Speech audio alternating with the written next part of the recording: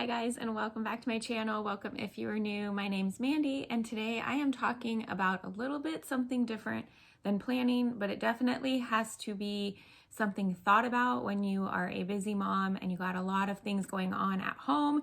So today we are talking about what my busy baskets are. You might have heard them be called busy bins, busy baskets, anything to keep a young kid, toddler, baby busy. So today I am going to show you what I call our busy baskets for my 3-year-old, and to be honest, my 7-year-old doesn't mind them either.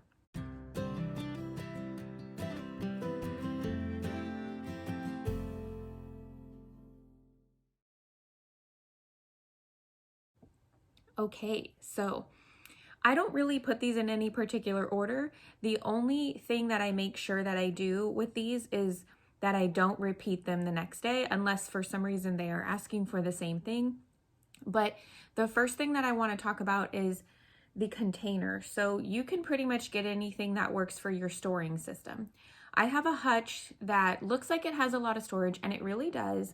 It's in our dining room where typically we kind of do a lot of stuff. So I have to just easily pull it out. But at the bottom of the hutch, it's got these really big cupboards, and you think you're going to be able to fit a lot in them, but there's 3 sections and there's a shelf inside of it. So I had to get bins and things to go in the bins that aren't too tall, that were easy for my son to be able to pull out of the cupboard, and just, overall like decently organized inside. So one of the first things that I wanted to make sure that I had in these busy bins or busy baskets was something that I can help teach him colors, numbers, and letters. And if we can, create some play out of that, then that's awesome. Or anything that he's playing with, we can create educational learning opportunities, then that's awesome. Because the whole point that I made these was because I'm doing school with my son and I need my toddler to stay busy. So the first thing I got the first thing I'm going to show you guys was these came in a package of 10 different colors. They're the color cubes. And I just put together, I think I did 2 different ones. I just put 2 different sets of 10 in there. And again, I end up using these for my 7-year-old during school sometimes too. So he gets really into these busy bins as well. So we'll do colors, counting, groups, all of that kind of stuff happens with these. And he can just build little towers as well. Another thing that I put in there was at the Target dollar spot during back to school last year, they had like a whole bunch of these magnetic numbers, and they're a lot of different colors. And so what I did was I separated, I threw them all over the table. He and I sorted them by color, and then we just put a couple sets into a bag. I made sure that we have 0 to, I think it's 9. So that way he can practice numbers and colors, sorting, or he can just play with them. The next thing that I have in here is something that I just randomly got. I think it was from our church, and these are the best for not having to throw away what seems like, I don't want to call it junk. It's just that you don't know if you're going to use it. And if you keep it, it's going to start it's going to start cluttering your space.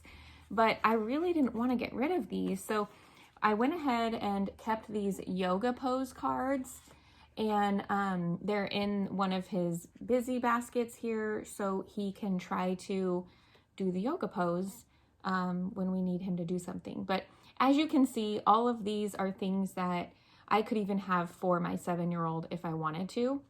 Now my 1-year-old, she could probably play with these, and not the bag, but maybe these a little bit. But you want to keep your eye out when the little ones are playing with these. Okay, another thing that I will put in my busy bins are, sometimes I will put printouts. So if I could be really, really organized with it, I would definitely be doing like daily pages with him, or at least putting them in there. And that is my hope for this coming school year. But for now, we're just kind of, you know, keeping him busy. And this is something I got off of, I want to say it's like ABCD Learning or something like that. But you can get lots of printouts anywhere. You can even buy like a coloring book. I will put coloring pages in there as well. And I did have these bingo markers. I will say that these are not the best, at least this kind, but they're not the best for little kids if you're afraid that they might get them on the table or something. But you can always do, I might not have it in this bin, but usually I try to have a package of stickers. I know I have them in one of these other bins I'm going to show you.